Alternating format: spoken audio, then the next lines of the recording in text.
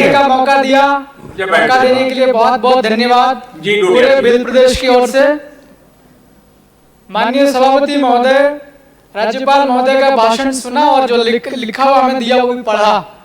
मैं सोच रहा था कि मेरी जो विधानसभा क्षेत्र है रतलाम जिले की सेलाना आदिवासी इलाका है, हमारे ही पास में झाबुआ जिला भी पड़ता है, अलीराजपुर पड़ता है और धार भी पड़ता। पूरी तरीके से ये मान के चलो मोटा मोटा आइडिया 80% आदिवासी लोग रहते हैं। मैं सोच रहा था कि राज्यपाल महोदय के भाषण में होगा आदिवासी लोग, हमारे समाज के हमारे इलाके जो लोग हैं वो ज्यादा गरीब हालात होने की वजह से और पढ़ाई लिखाई ठीक नहीं होने की वजह से ज्यादातर लोग दूसरे इलाकों में जाते हैं मजदूरी करने के लिए। देश आजाद हुआ आज तक लगभग 75 साल से ज्यादा का समय हो चुका। आज भी रतलाम जिले के, झाबुआ जिले के, मध्य प्रदेश के अलीराजपुर जिले से, धार जिले से आदिवासी लोग पलायन पर जाते हैं। और पलायन पर जब लोग जाते हैं तो उनको क्या समस्या होती है, क्या परिस्थितियां बनती, महिलाएं छोटे छोटे बच्चे लेकर के जाती हैं, वहां मजदूर भी सुरक्षित नहीं होता, काम करते हैं फैक्ट्री में या किसी ठेकेदार के पास तो वहां पैसा भी नहीं दिया जाता है। मैं ये सोच रहा था कि राज्यपाल महोदय के भाषण में होगा बेरोजगार जो आदिवासी इलाके में जो लोग हैं, पढ़ने के बाद नौकरी की तलाश होती है। मैं ये सोच रहा था कि नौकरी की व्यवस्था होगी, कहीं से कहीं तक आदिवासी इलाके में विशेष तौर पर नौकरी के लिए कोई व्यवस्था नहीं है। मेरी सेलाना विधानसभा क्षेत्र में मैं ये सोच रहा था कि अभिभाषण में होगा कि आदिवासी पढ़े लिखे युवाओं को प्रशिक्षित करने के लिए कोई ट्रेनिंग सेंटर खुलेगा या मेरे इलाके में छोटे छोटे उद्योग खुलेंगे जिसमें लोगों को रोजगार मिलेगा। इस प्रकार की कोई भी चीज अभिभाषण में नहीं है। मेरे जो आदिवासी इलाका है वहां से लोगों के पास थोड़ी बहुत खेती बाड़ी है। खेती बाड़ी तभी ठीक हो सकती है जब किसान को खेती करने में थोड़ी सहूलियत मिले। एक तो किसान को जब बीज खरीदना होता है तो बीज महंगा दिया जाता और नकली बीज दिया जाता। दूसरा, उसको बीज बोने के बाद में खाद की जरूरत पड़ती है किसान को, तो खाद समय पर नहीं मिलता। और तीसरा, बिजली की कैसी स्थिति होती है किसान को सिंचाई करने के लिए। सीनियर वरिष्ठ सदस्य माननीय रावत साहब ने बता दिया आपको। इस बुरे दौर से किसान गुजरता। मैं सोच रहा था कि अभिभाषण में किसानों के फायदे के लिए कुछ होगा, लेकिन अभिभाषण में ऐसा कुछ नहीं मिला।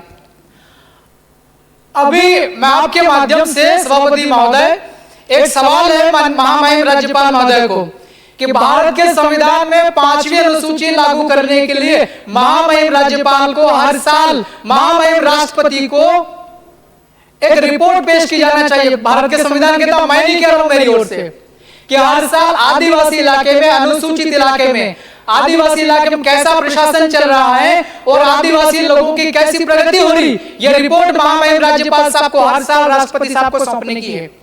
यह भारत के संविधान में इसकी व्यवस्था है। तो मैं अभिभाषण के ऊपर मैं यही बात कहना चाहता हूं, आपके माध्यम से यह सवाल उन तक यह जानना चाहिए। महामहिम राज्यपाल साहब भी उसी इलाके से आता हूं, भिल प्रदेश से, और मैं भी उसी इलाके से आता हूं। तो आदिवासियों की इतनी समस्याएं क्यों ध्यान को नहीं जा रहा है? परसों के दिन में लोकसभा का सत्र खत्म हुआ और कल अभी इतने देर से सारे माननीय सदस्य कह रहे थे मोदी जी कह रहे थे। ठीक है, हम भी मानते भारत के प्रधानमंत्री माननीय हैं। इतने बुरी स्थिति आदिवासियों की आप लोगों को सूझ क्यों नहीं पड़ रही है? मैं सोच रहा था कि अभिभाषण में होगा कि मेरा जो इलाका आदिवासी बहुलता वाला, आबादी वाला, वहां एम्स की स्थापना करके जाएंगे मोदी जी, एम्स का लोकार्पण करके जाएंगे, उसकी घोषणा करके जाएंगे, IIT की घोषणा करके जाएंगे मोदी जी। मैं ऐसा सोच रहा था। आपके मोदी जी भी फेल हो गए। अब ये बात हो रही राज्यपाल साहब के अभिभाषण की। राज्यपाल साहब के अभिभाषण पर भी मैं सोच रहा था कि वहां एजुकेशन सिस्टम को ठीक करने की बात कही जाएगी अभिभाषण में। आदिवासी इलाके की स्कूल आप लोग देखेंगे वहां जाकर के क्या स्थिति है। मेरी विधानसभा क्षेत्र सेलाना पड़ती, वहां पर राउटी नाम का एक कस्बा है। अभी करीब 5-7 साल पहले कॉलेज खुला। केवल 2 टीचर्स है वहां पर, केवल 2, और कॉलेज है। हम सब लोग पढ़े लिखे लोग, हम सब माननीय विधायक हैं, आप लोग पढ़े लिखे हैं। एक कॉलेज को चलाने के लिए कितने प्रोफेसर की जरूरत पड़ती है, कितने फैकल्टीज होना चाहिए, और वो भी एक स्कूल है, वो भी जर्जर भवन है। उसको PWD ने घोषित कर रखा है कि वो जर्जर है, वो स्कूल पुराना है और कभी भी गिर सकता। उसी स्कूल के अंदर में कॉलेज चल रहा है। मैं ये सोच रहा था कि राज्यपाल साहब के अभिभाषण में मेरा जो राउटी में कॉलेज चल रहा है, वो कॉलेज, उसके लिए कोई बिल्डिंग बनेगी या कोई हम लोग नई फैकल्टी वहां जो लोग मांग कर रहे हैं वो बनेगी, ऐसा कुछ भी जिक्र नहीं है। पैसा कानून बना 1996 में और नियम बने 2022 में। जैसे जितना आप लोग करने के लिए नियम बना वो भी सारा उल्लंघन हो रहा। अभी हमारे विपक्षी एमएलए साहब ने कहा था डॉक्टर हीरालाल जिलावा ने, अभी धार जिले में डही में एक आदिवासी नौजवान जब अवैध तरीके से शराब की बिक्री होती है आदिवासी इलाके में, घर घर उस प्रकार से दारू की बिक्री होती है जैसी गर्मी के समय में आइसक्रीम बेची जाती है कुल्फी पर, उस तरीके से दारू बेची जाती है। आदिवासी इलाके में दारू को इस प्रकार से वितरण होता है जैसा दूध बांटने वाला व्यक्ति सवेरे सवेरे उठ करके मोटरसाइकिल पर दूध डिब्बे भर के बांटते, उस प्रकार से दारू बेची जा रही। क्या अवैध तरीके से शराब की बिक्री करने से सरकार को राजस्व में कुछ फायदा हो रहा है? हमारे इलाके के अंदर लोगों को जबरदस्ती अवैध तरीके से दारू बिकवा करके, शराब बिकवा करके लोगों की हत्या हो रही है।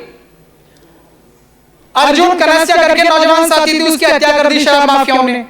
और मेरा रतलाम जिला पड़ता, वहां बिलपांग थाना क्षेत्र है, 5.97 करोड़ की शराब अवैध उसकी हो रही थी, ट्रांसपोर्ट हो रहा था।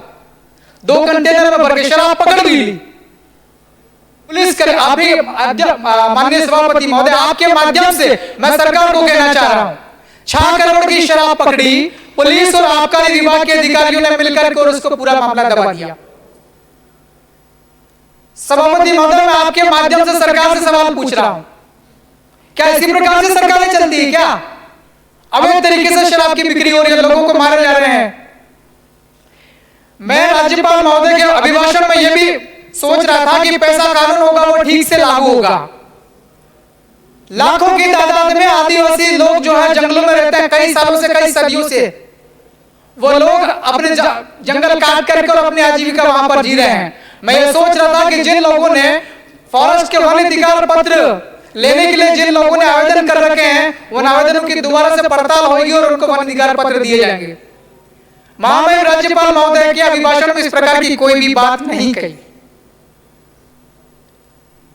वन अधिकार इतने सालों से, आपको पता होगा ना, 5 जनवरी 2011 सुप्रीम कोर्ट का यह जजमेंट कहता है कि सबसे पुराना समाज आदिवासी इस देश में है, इस मुल्क का मालिक आदिवासी है और हम सभी समाज के लोगों के साथ मिलकर के रहना चाहते हैं।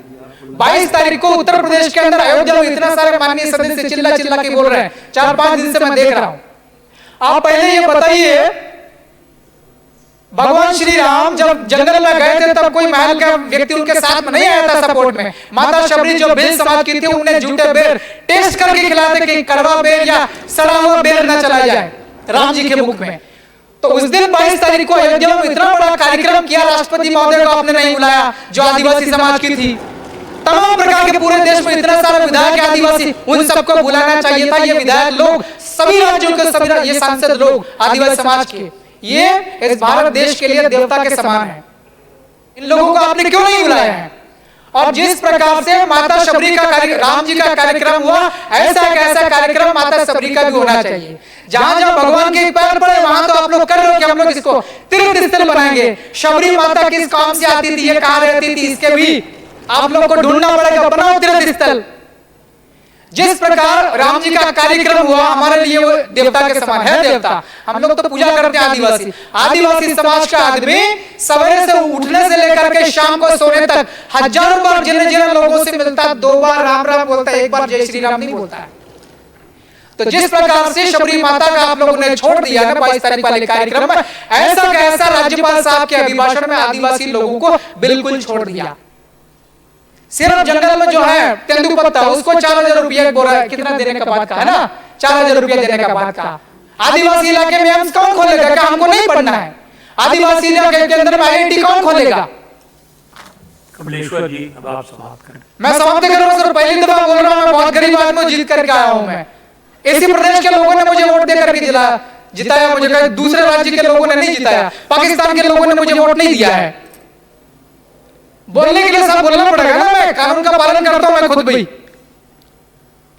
और हमारे आदिवासी इलाके में बच्चा पैदा होने से लेकर के बूढ़े होने के मरने तक जितने भी आपकी योजनाएं चल रही, एक भी योजना ठीक से नहीं चल रही है।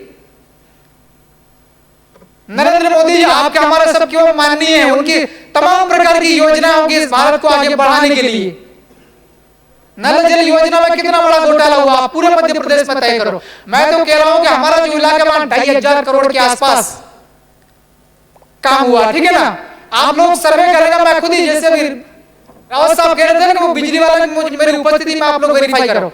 अब मैं भी विधायक हूं, मैं भी चुन करके आई हूं, मेरी उपस्थिति में नल जल योजना कितने घरों तक आपने नल के माध्यम से पानी पहुंचाने के इंतजाम किए हैं, मैं खुद खड़ा लेकर हम वेरीफाई कर लेते हैं। 90% काम फर्जी हुआ है।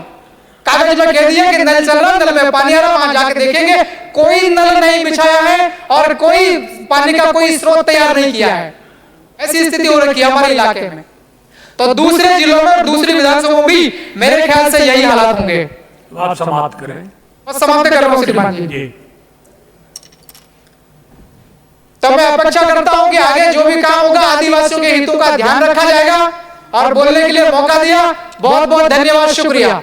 जय भील प्रदेश। धन्यवाद कमलेश्वर जी। सदन में आपका ये पहला भाषण था, बहुत ही सारगर्भित था, बहुत अच्छी प्रस्तुति थी। आपको मैं उसके लिए बधाई देता हूँ।